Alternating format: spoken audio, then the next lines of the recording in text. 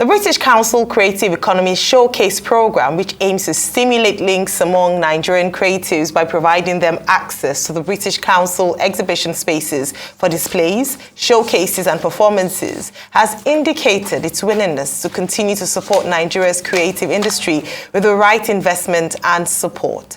The programme aims at building a strong British Council Nigeria Arts alumni network by increasing the creation of new art and sharing of this art with audiences, thus fostering new relationships between exhibitors and the wider creative sector in Nigeria. Joining us now is Lucy Pearson, Country Director, British Council Nigeria, and Brenda Fashuba, Head of Art, British Council Nigeria. Good morning and welcome to the show. Morning. Thank you. Well, maybe Lucy, we'll start with you. Just tell us more about the British Council's Creative Economy Showcase Programme. So the British Council's Economy Showcase Programme is part of our broader work. We've been here for 79 years in Nigeria as the UK's cultural relations organisation, working through the arts and culture, education and English. You said before about our ongoing commitment to the arts. It's not just a commitment, it's a passion that we have to support the creative entrepreneurs, artists, young people between 18 and 35 to develop their skills, their connections and networks through the arts, through our Creative Enterprise programme and also through our Connecting programme. Right, well, thank you very much. So you've shown us, or just given us an overview of what it's about, but can you tell us, in terms of working with Nigerian creatives, how it has done this? So building on our networks, both in the UK, Nigeria and across sub-Saharan Africa, we bring together artists and creatives to develop their skills, develop their capacity, connect so that they can learn from each other. We provide grants as well to help start up with their businesses. So artists have got huge talent, huge capability and some fantastic ideas, but sometimes they need some support in terms of turning that more into a business. So we help them with startup grants to do that. We help them with infrastructure, access to our premises, access to mentors to develop their skills and capacity, and also through other work in terms of online teaching programs, so that they can develop and then they themselves can start a business and increase employability in the arts and the creative sector. Right. I'd like to come to you, Brenda. When was this launched and, what does this seek to achieve? This was launched September last year, and we looked at post-COVID recovery. And if we remember very well and look at our research, the creative sector suffered quite a bit. They had to be shuttered. Everybody had to stay in place. And it was quite challenging, especially for the younger creative entrepreneurs. So our hope is that this project helps to stimulate growth, for them, practice as well, because they're trying to put their events together, put their exhibitions together. And because we've given them access to our venues, kind of help them manage costs. So there's a lot to be gained from this program. Well, Lucy, let me come back to you. I mean, when I had 79 years, I said, wow, 79 years. But could you please explain the British Council's role in Nigeria's creative sector? Okay. So in the creative sector, and we're very much focused on the creative sector, particularly in terms of film, fashion. We've done some work this year with animation and also in music. And we're looking, as Brenda mentioned, to open our premises as venues, because from our research, we understand that artists and creative have challenges in terms of accessing venue space, the high cost of that in many of the cities across Nigeria. So to provide that infrastructure, as well as some technical support, the equipment, marketing and communications to help them develop their business, their brand, with the British Council's brand behind it as well, and all the connections and networks that we have between artists and creatives in the UK, Nigeria and across sub-Saharan Africa. We're looking to work with artists and creatives, as I said, between 18 and 35, particularly our focus group, because we feel it's important to focus on the youth and capacity building and to give them life-changing skills and opportunities to help develop their own businesses and the wider creative sector in Nigeria and beyond. Putting Nigeria on the world stage, it's already there. We know about the music scene in Nigeria, but there's so much more that we can do to support that. Brilliant. All right, so I'll come back to you, Brenda. Could you please tell us how artists and creative practitioners were affected by the COVID pandemic and how an initiative like the Creative Economic Showcase program is helping to resolve this? It was not good, quite honestly, during the pandemic for artists. A few artists with influence could do some work virtually, but a lot of artists, especially a lot of artists in the value chain, people who are not working in front of the cameras, people who are not working on stage, who work behind, like the set designers and all of them, they had a hard time working, they had a hard time earning. And our hope is that as they come back to practice, through this initiative, they start to look at the economic value and commercialization of their craft. And because we're so dedicated to this age group, some of them are still quite inexperienced.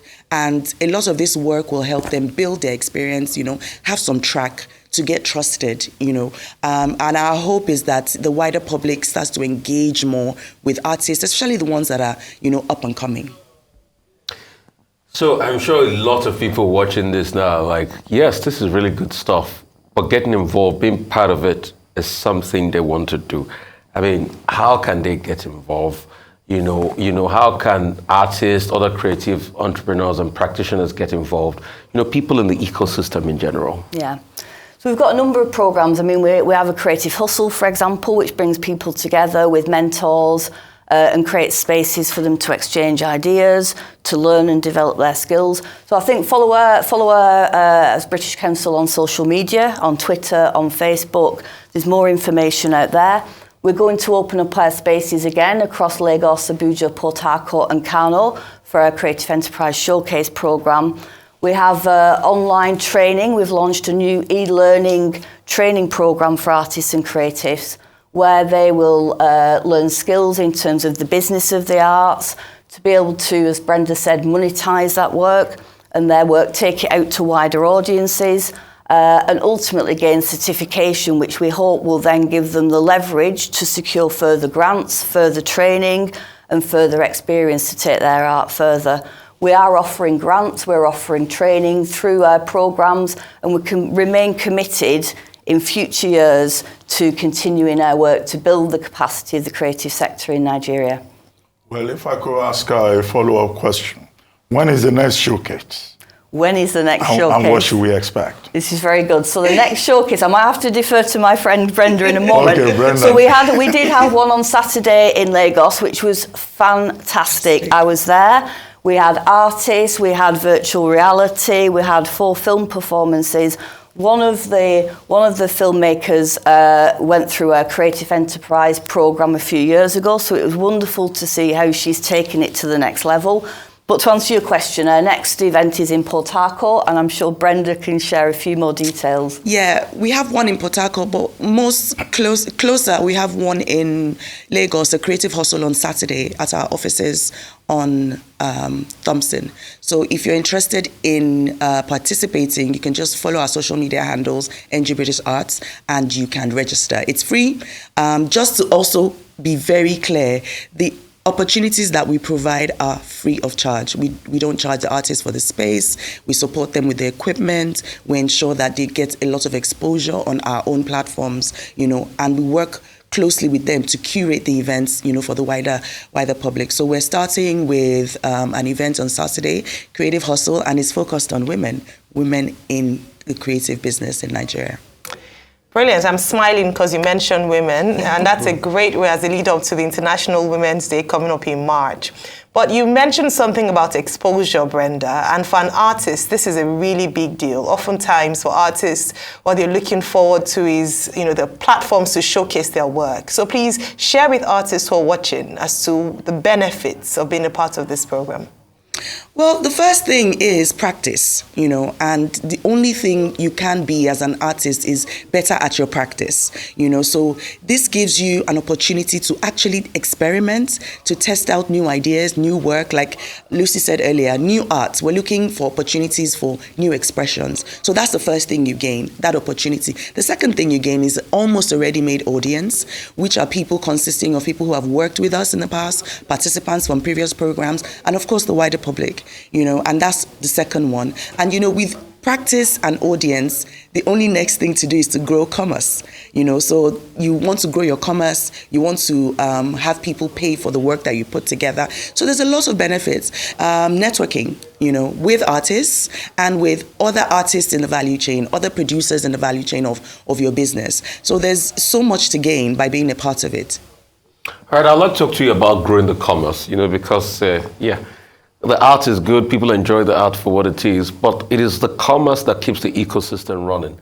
So apart from, having mentorship in place, is there like a scheme to be able to hold them by the hands, to be able to show them how to grow the commerce, link them up with other, top museums around the world or art galleries and the likes, give them exposure, film festival and things like that, both the established artists and the artists that are just coming up? Yes? Just me, sorry, yeah. So in terms of, I mentioned grants. So last year we worked with over 15 UK-Nigeria collaborations to give grants of between £5,000 and £30,000 to get things started. And we've found through our programmes that as artists connect, they generate new ideas. Through those connections, more connections come. So I mentioned through our Creative Enterprise programme, a couple of years ago, we focused on film and fashion. That was two different strands, but actually those strands came together. You need fashion for film and film for fashion. So new innovation came from that. But through our partnerships work, we also hope to connect with artists and creatives, particularly in the UK. So we're doing quite a lot of work with Brighton Fringe Festival, for example, and we will be sponsoring a number of artists to take part in the Brighton Fringe later this year. Oh, that's good. Very good stuff. We've talked about artists, how to get involved. We've talked about some of the benefits. But as managers of the Showcase program, what are your expectations? Brenda, what are the basic expectations from those who participate in the program? Growth. That's my expectation. And sometimes it takes a little while to see the growth. But what you want to see is an artist come in, put his craft together, put his work together. Let me even give you an example. Last week, over the weekend, one of the artists sold his work while, exhibiting. And that is something that we're so excited about. We're hoping to actually leverage, that experience and show other artists that if you participate, there's something for you. It was fantastic. He received the check. It was just wonderful to see that this little effort of ours, is already generating fruit. So our hope is growth. Growth in the commerce, growth in the skill, growth in practice. And our hope is it will help to support the ecosystem better. All right, thank you, Lucy. I'd like you to also share from that perspective. I'm really excited to hear about success stories. So very quickly, in terms of perhaps one of the products that you're proudest of from this program. The most thing that I'm proudest of in Nigeria, I've been here 8 years and it's an absolute privilege. The thing that I'm most proud of is Lagos Theatre Festival, which we started in 2013. As a small festival in Lagos. We took it to the world stage. In 2018, it was recognised as one of the most prominent theatre festivals in the world. Fringe events have come as a result of that.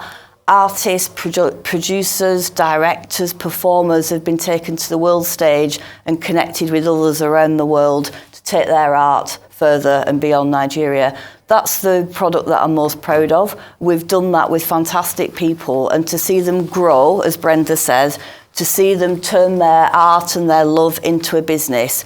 And we can continue that. We've got the experience through Lagos Theatre Festival, and we can continue that through our arts work in film, in fashion, in animation, and in other art forms.